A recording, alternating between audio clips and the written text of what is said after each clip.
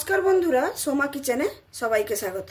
आपनारा बोलुन तो एटा कि शाक? एटा हच्छे ग्रामे पाওয়া যায়, এটাকে চিকনি শাক বলা হয়। এই শাকটা যখন মাঠ থেকে ধান উঠে যায় তারপরে এটা হয়, সে ভিজে মাটিতে এটা হয়। আর এই শাকটা সব জায়গায় কিন্তু পাওয়া যায় না, সবাইও চেনে না। আমার এই রেসিপিটা প্রথম থেকে শেষ পর্যন্ত দেখার অনুরোধ রইল। আর দেখে যদি সাবস্ক্রাইব করা না থাকে আমার চ্যানেলটা আপনাদের কাছে, তাহলে অবশ্যই সাবস্ক্রাইব করে আমার পাশে থাকবেন। তাহলে চলুন দেখে নেওয়া যাক রেসিপিটি। এই রেসিপিটি অনেকজন অনেকভাবে বানায়।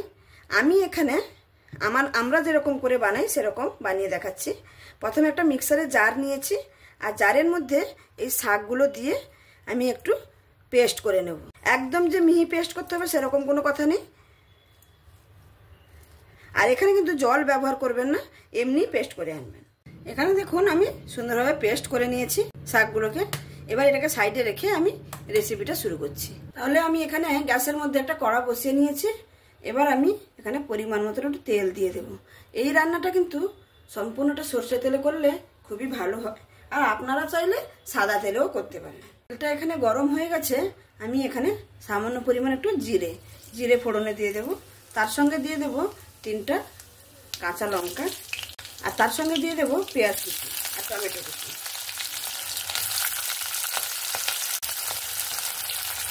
দিয়ে ভালো করে ভেজে নেব।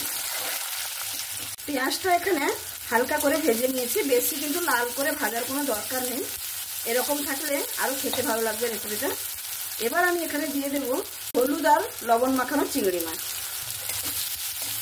দিয়ে আবারও পেঁয়াজ আর টমেটোর সঙ্গে ভালো করে একটু ভেজে নেব। এই পর্যন্ত যদি আপনাদের কাছে ভালো লেগে থাকে তাহলে অবশ্যই আমার চ্যানেলটাকে সাবস্ক্রাইব করে আমার পাশে থাকবেন। আর খুব ভালো লাগলে তাহলে বন্ধু বান্ধবের সঙ্গেও শেয়ার করার অনুরোধ রইল। দেখুন এখানে আমার পেঁয়াজের সঙ্গে চিংড়ি মাছ আর সব কিছু ভাজা হয়ে গেছে। এবার আমি কেটে রাখা বেগুন দিয়ে দেব। একদম সরু সরু করে কেটে রেখেছি আলু ভাজার মতনই। আর আমি এখানে দিয়ে দেব কেটে রাখা আলু। দিয়ে ভালো করে পেঁয়াজ আর চিংড়ি মাছের সঙ্গে মশলার সঙ্গে মিক্স করে নেব। আমি ভালো করে মিক্স করে নিয়েছি। এবার আমি এখানে কিছু গুঁড়ো মশলা দিয়ে দেব। পরিমাণ মতো লবণ, পরিমাণ মতো লঙ্কার গুঁড়ো, এটা ঝাল লঙ্কার গুঁড়ো, পরিমাণ মতো হলুদ। এখানে কিন্তু বেশি কোনো মশলা লাগবে না। যে এটাকে আমি ভালো করে মিক্স করে নেব। এখানে আমি ভালো করে মশলাটার সঙ্গে ভালো করে মিক্স করে নিয়েছি। এবার আমি একদম গ্যাসের ফ্লেমটাকে স্লোতে করে দিয়ে এটাকে ঢাকা দিয়ে দেব 2-3 মিনিটের জন্য। এখানে আমার 2-3 মিনিট হয়ে গেছে। আমি এবার ঢাকনাটা খুলে নিচ্ছি। দেখুন সুন্দরভাবে আলুগুলো আর বেগুনগুলো ভাজা হয়ে গেছে। এবার আমি যে শাকটাকে বেটে রেখেছি সেটা এখানে দিয়ে দেব। শাকগুলো দিয়ে দিলাম।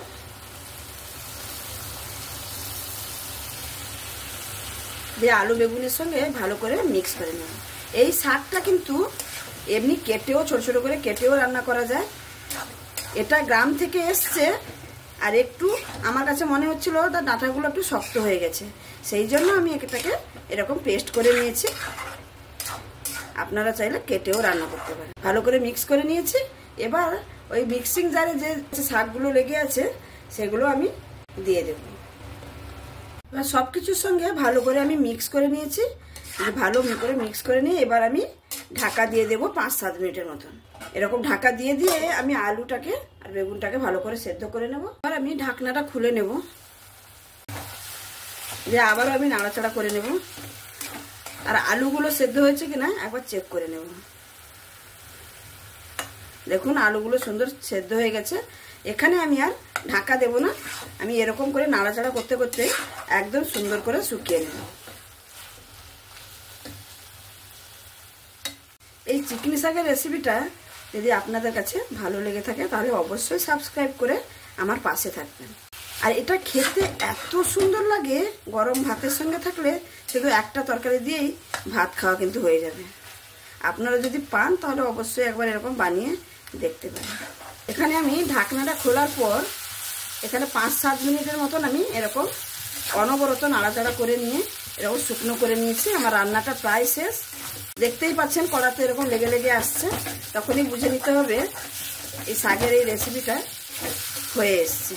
এটা নামানোর আগে আমি একটু সামান্য পরিমাণ সরষের তেল দিয়ে আবারও আমি ভালো করে মিক্স করে নেব। এই উপর থেকে সরষের তেলটা দেওয়ার কারণে এর স্বাদটা কিন্তু আর দ্বিগুণ হয়ে যাবে। রান্নাটা আমার কমপ্লিট। আমি এখানে গ্যাস বন্ধ করে দিচ্ছি। এবার আমি পরিবেশন করে আপনাদেরকে দেখাচ্ছি।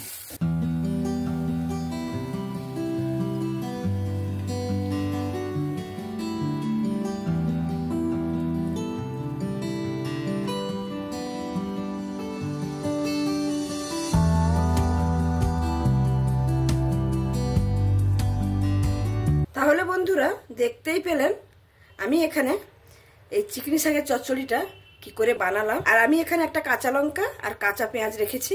এটা কিন্তু গরম ভাতের সঙ্গে একটু নিতে হবে তরকারি, তার সঙ্গে লঙ্কা মাখিয়ে খেতে দুর্দান্ত লাগে। আপনারা প্লিজ এরকম একবার বানিয়ে দেখতে পারেন। খুবই সুন্দর একটা রেসিপি আর খুবই কম সময়ে বানিয়ে ফেললাম। আমার এই রেসিপিটা যদি আপনাদের কাছে ভালো লেগে থাকে তাহলে অবশ্যই লাইক, শেয়ার, কমেন্ট এবং সাবস্ক্রাইব করে পাশে থাকবেন। প্লিজ বন্ধুরা সাবস্ক্রাইব করুন। সাবস্ক্রাইব করলে আমি যখনই নতুন কোনো রেসিপি আপলোড করব আপনাদের কাছে পৌঁছে যাবে। আমি আজকে এখানেই শেষ করছি। আবার অন্য কোনো দিন অন্য কোনো রেসিপি নিয়ে আপনাদের সামনে উপস্থিত হব।